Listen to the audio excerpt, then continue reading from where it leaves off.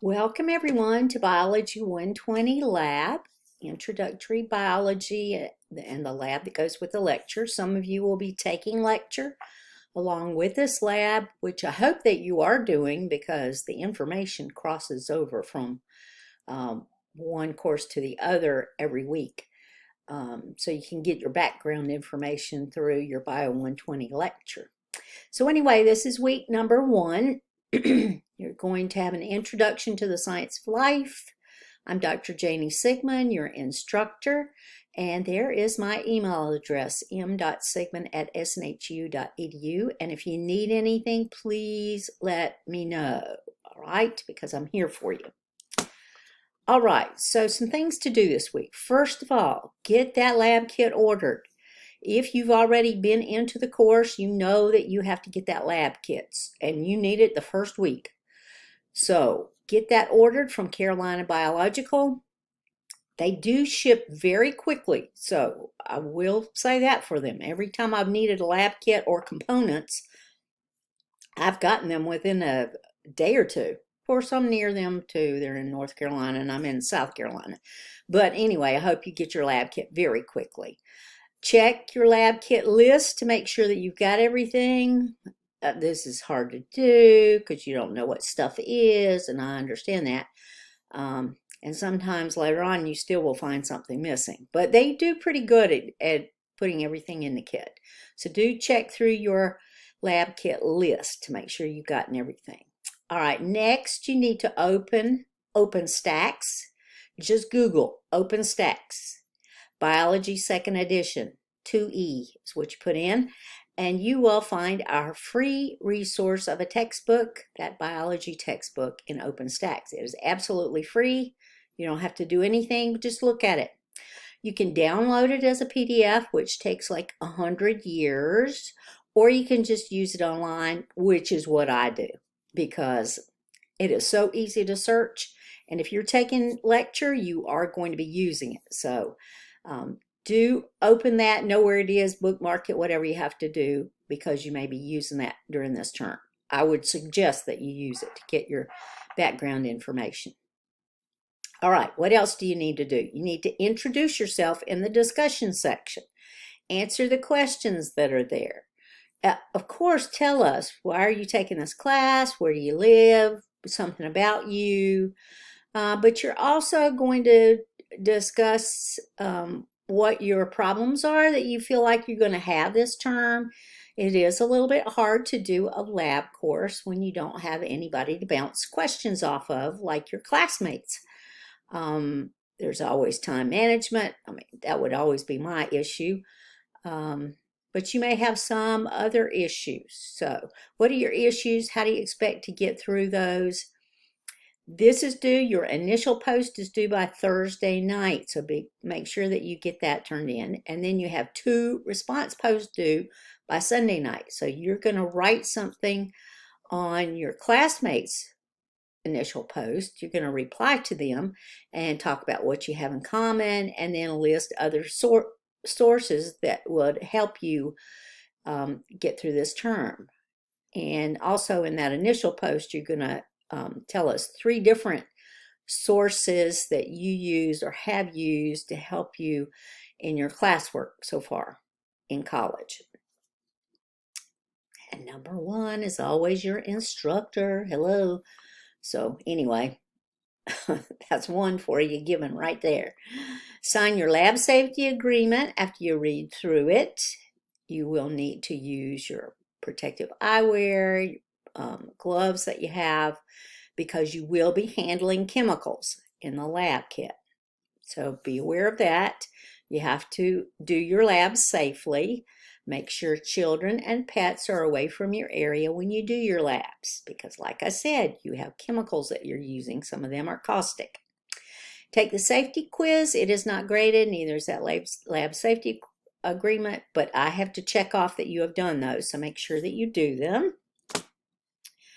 And then you're going to complete a couple of labs. First of all, the lab on graphing. We give you data in the Carolina Biological lab on graphing.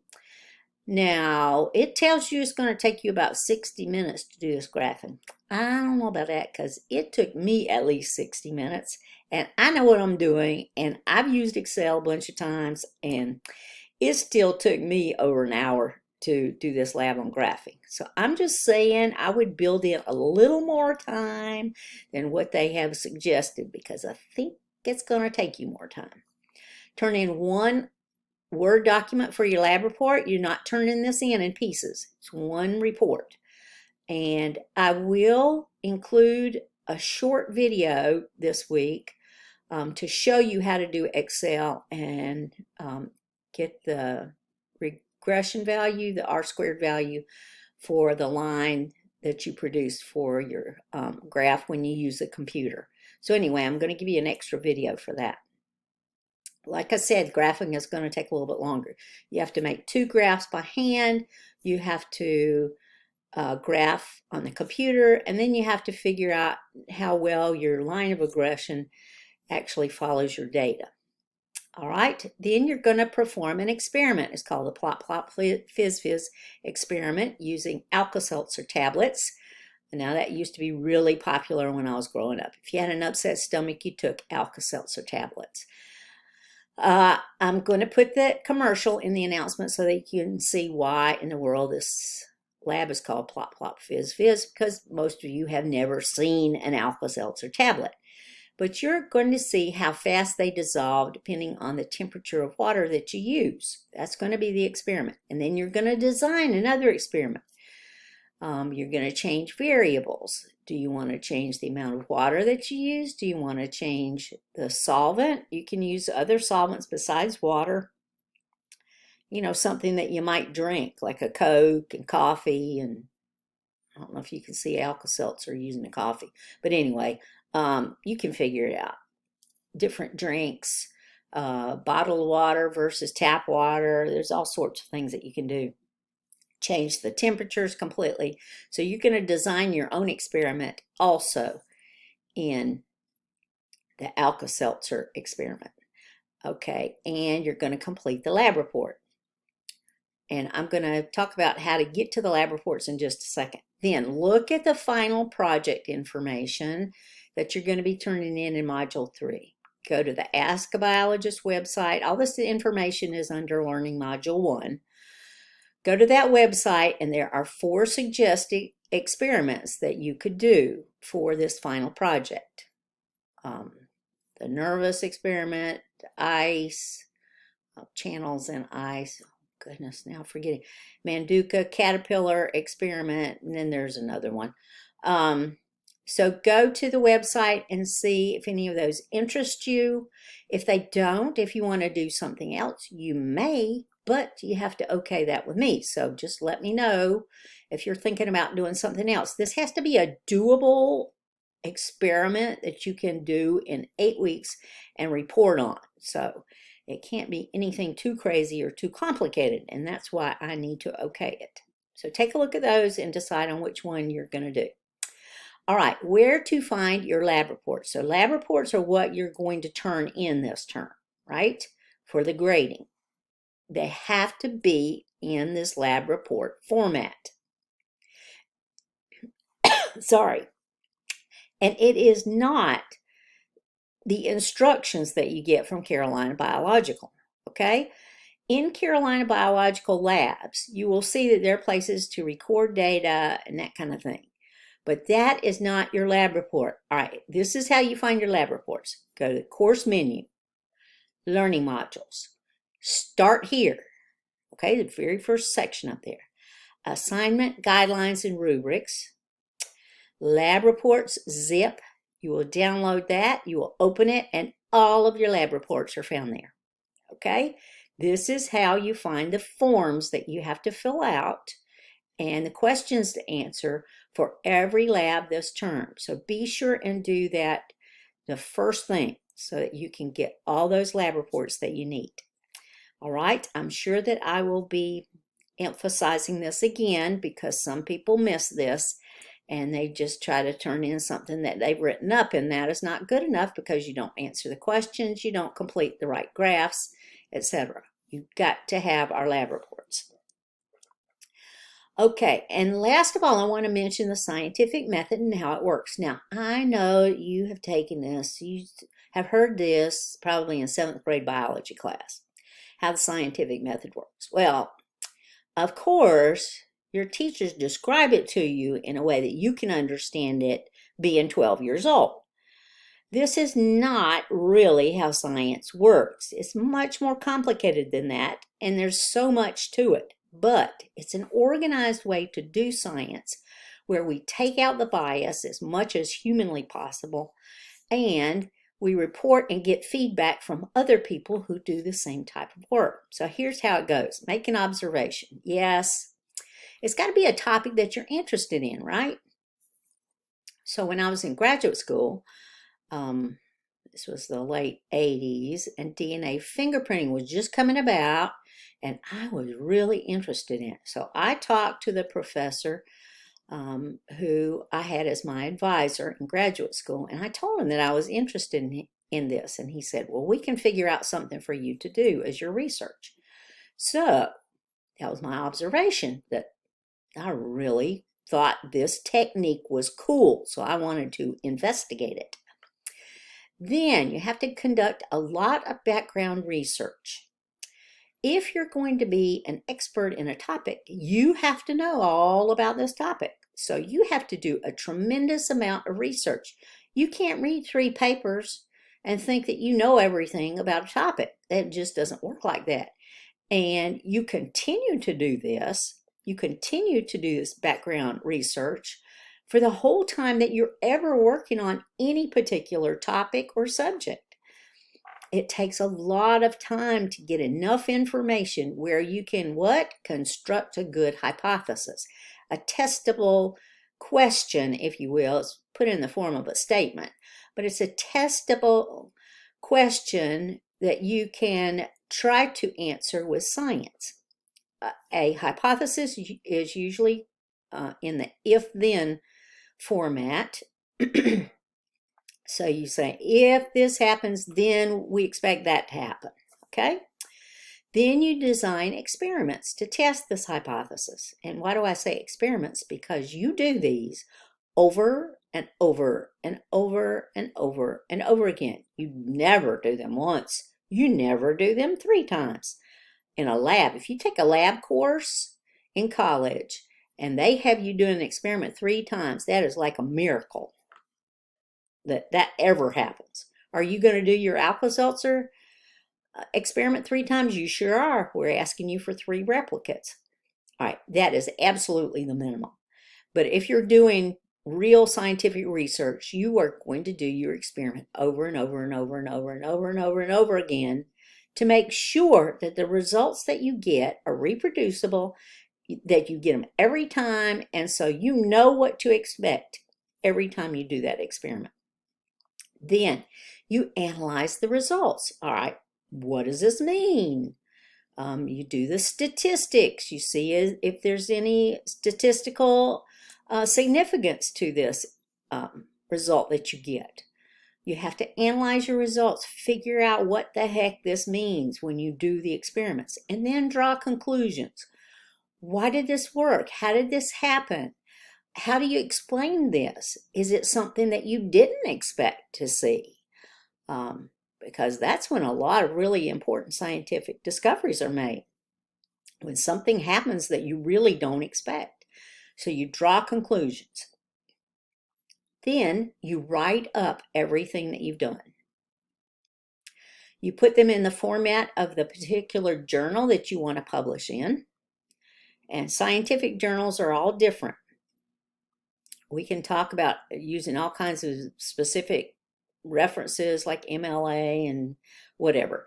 But you have to look at that particular science journal and see how they want everything written up, how they want the references listed, etc., etc. And a lot of scientific journals are different from each other. So you have to look at and put in the form of that particular journal. And then you send it in to be published. All right, what happens when you send it in then? The editor gets it. And then the editor says, This sounds all right to me. I'm going to send it out to peers. And so at least 3 of your peers, people who are experts in this same area, get your paper and they read it and they critique it.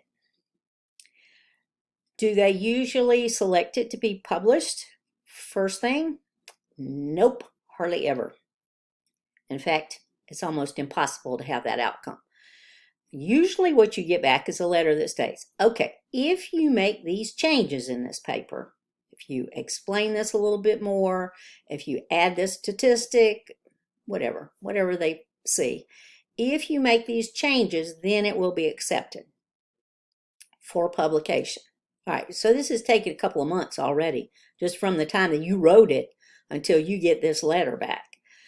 Sometimes you get a letter back and says, nope, rejected. And if it's rejected, it might be because it doesn't fit with that journal, it's not good science, it's not reproducible, all kinds of reasons. Sometimes it's rejected. But usually you get, with these corrections, additions, additional explanations, etc., then it can be published. So then it is published. That takes a couple more months. So you can see this is a long process. And now your information is out there. Your experiments are out there. Your conclusions that you came to are out there. And everybody in science can read this. And they will critique it, buddy. Yep. It's just like putting out something on social media now. You're going to get some criticism. You're going to get some comments. But then other people will use this information because they need it to help them solve a problem that they have, which is really cool. And they will ask you for permission to upload it, to print it, etc.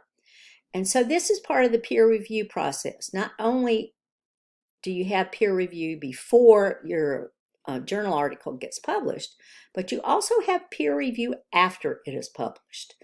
And your information is out there, and so all kinds of critique can happen and will happen. And that's part of the scientific process. It keeps everybody honest, really. The one thing that a lot of people don't understand is that scientists are still people.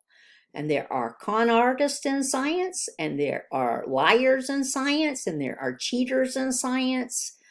And we have seen that, but usually that peer review process is what catches them.